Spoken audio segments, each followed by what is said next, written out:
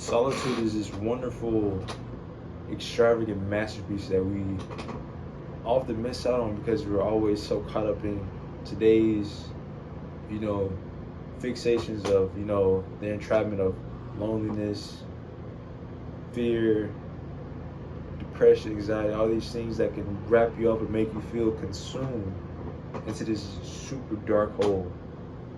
And it's the willingness to be free and spread your wings and let yourself enjoy yourself.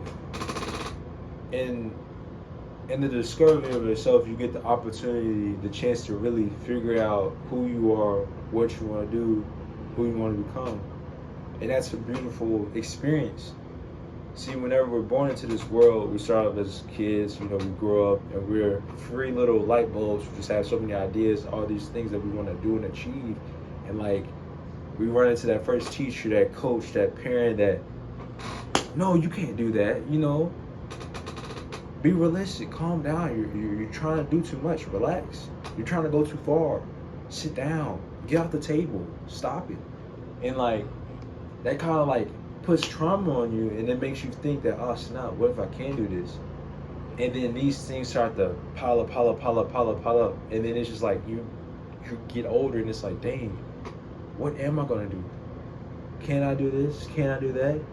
Or you find that thing, it's snap, okay, I like this, but this form of self-expression makes me feel very vulnerable, and there's so many people that tell me that I can't do this.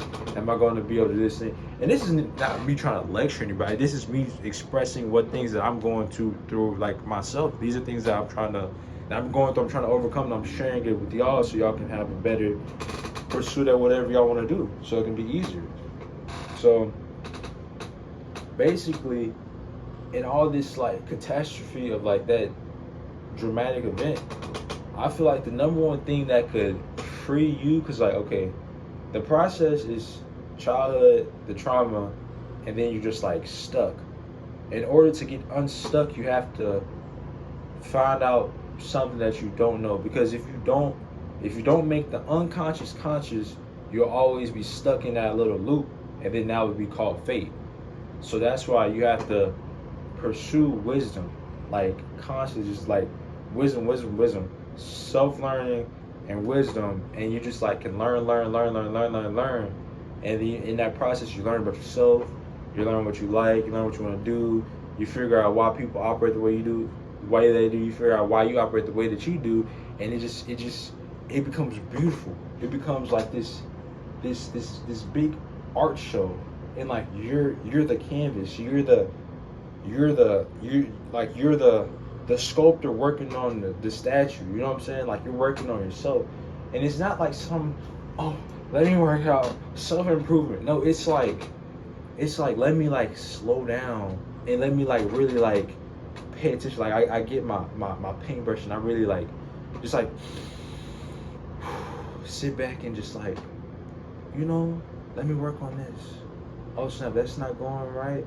Let me work on that little area. Or let me oh snap, this part right here, it needs some attention. Let's go and soften it up. And oh snap, over here we're putting there's too much pressure and stress right there. Let's ease off of that and give it a little break and see what happens.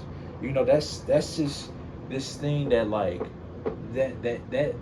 that recipe, that process right there is what makes things enjoyable. Because in life, we're gonna die. That's the only thing that's promised. It's death. So it's once you accept that and stop being afraid of it, you can use that as your advantage to go after the things that you love, your biggest dreams, and pursue those things and make them come true. So it can it can motivate you. Death is probably one of the biggest fears that everybody has, and it's not. We don't have many life-threatening things that happen today, but the societal pressures is equivalent to death back in the hunter-gatherer days, and that pressure can make you succumb and live a life that you don't want to live, and that's just it's very unfortunate. And it's you have to really set out time to really just care for yourself and be there for you, because literally nobody else will. And The second you start like, getting serious about like yourself and like loving you, because like here's another point. So in terms of like this whole like when people start having like whenever you start questioning yourself, like say you've been like doing something and you're ready to change, and like what usually initiates this change is like somebody hurting you, somebody insulting you, or you just get out of a situation like, dang, that really hurt me, and like you kind of feel like resentment, you get angry, and like hatred kind of fills you up, and you want revenge, you want to like kill this person, not physically, but like in a way that like you like I need to get them back, and it's like that like I feel like eventually like that adrenaline rush, that drive, the hatred, it runs out, like because it can only last for so long. Eventually like either you're gonna crash or it's just gonna run out. So like eventually whenever it does crash and run out, like you're gonna be empty, like you're gonna have nothing in you, there's gonna be no pursuit, no nothing. You're just gonna be like, snap, what now? Like what if you did get to kill the person, or what if you like were so close and then you just like stopped, and now it's like you're empty.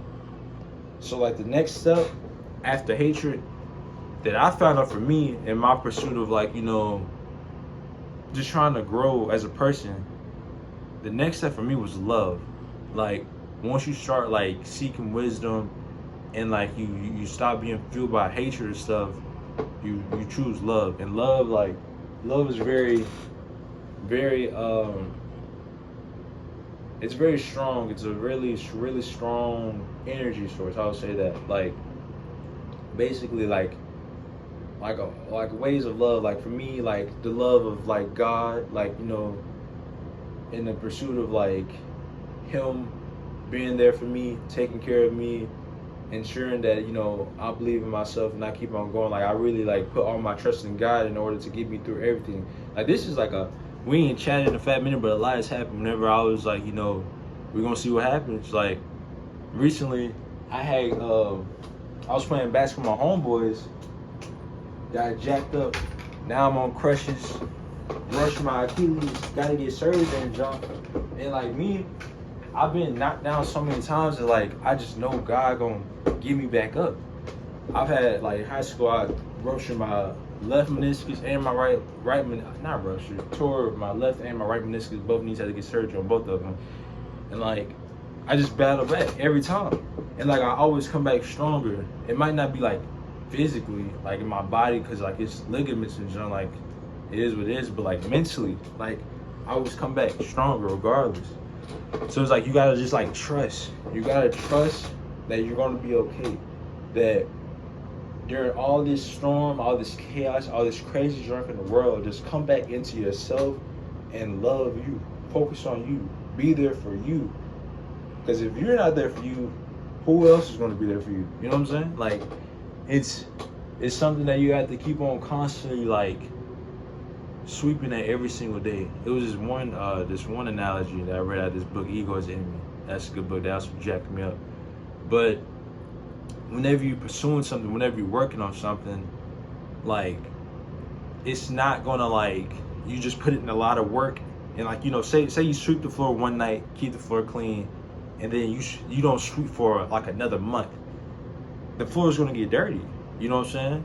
So it's like you gotta constantly sweep the floor every day so it can stay clean. And once you keep doing that and keep that consistency going, your floor is gonna be good. It's gonna be clean. Everything's gonna be clear. That's what your mind, body, and spirit. That's everything. So it's like this is something that you really gotta be attentive of, like how you're moving. Like good questions are like, are you who you want to be, or like, if you weren't you, would you like yourself? Would you be friends with yourself? You know what I'm saying?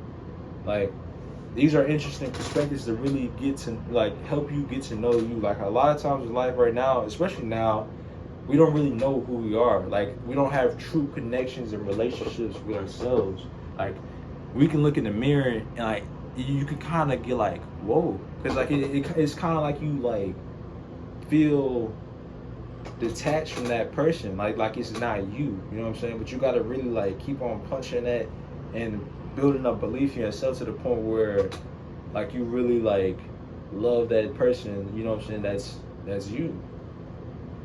That's something that I really had to like dive into, and it's going well. I'm starting to figure it's in like other junk like people pleasing, like you're doing stuff to make other people feel, I would say, grounded themselves, but in doing that, you're not grounding yourself. You're not giving yourself any love. It's like you give love, you give out so much love, but do you give any love to yourself? Are you there for you? That's like one of the biggest things that like I feel like that needs to be paid attention to. But I just feel like being authentic, being true to yourself, be there for you. Like these are like big things to focus on, and like to just to wrap up everything in terms of like the solitude I was saying earlier, like being lonely. Like if you need like many people around you in order to feel okay, of course, I mean like it's you need friends. Not saying you need friends, but like basically you can be without friends, but at the same time you want them, but you need to have the security in yourself to know that you don't need them, you don't rely on them. You know what I'm saying? So if you do have any trouble or anything, like just know that you got you. Like you got to be there for yourself. You got to trust God that He's going to get you through whatever you're going through, and that you're going to be okay. Because like I said earlier, like if you're not there for you, who else gonna be there for you? So yeah, that's it for today. We're gonna check in or whenever. Shoot. That's crazy because for this arc I plan on like getting out, going out and junk, doing mess, but like we in the crib studying, figuring it out about ourselves, big meditation, new Bible, journaling. We're getting active, bro. Anyways, little laugh, take it easy, rocking with the mob. Ah.